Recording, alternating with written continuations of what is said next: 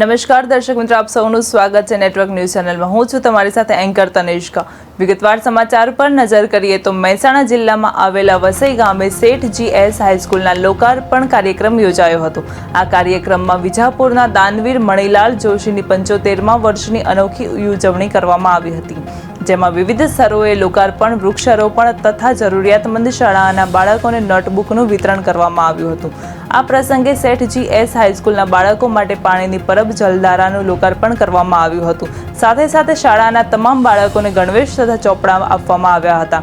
આ કાર્યક્રમ આરોગ્ય મંત્રી ઋષિકેશ પટેલની અધ્યક્ષતામાં યોજાયો હતો। કાર્યક્રમમાં પૂર્વ નાયબ મુખ્યમંત્રી નીતિન પટેલ તથા સાંસદ હરિ પટેલ સહિતના મહાનુભાવો ઉપસ્થિત રહ્યા હતા।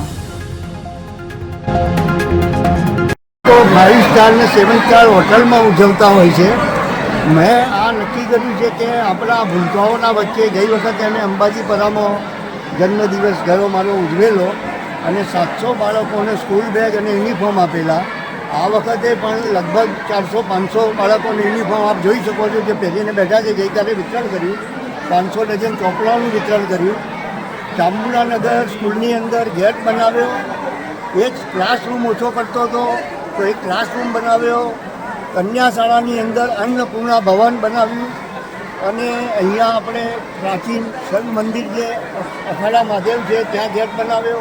એવી રીતે ભગવાન જેટલા સારા કામ અમારું ફેમિલી ટ્રસ્ટ ચાલે છે, અમારું જોશી ચેરિટેબલ ટ્રસ્ટ, એ દરમિયાનમાં જેટલું થાય એટલું કામ હું કરી રહ્યો।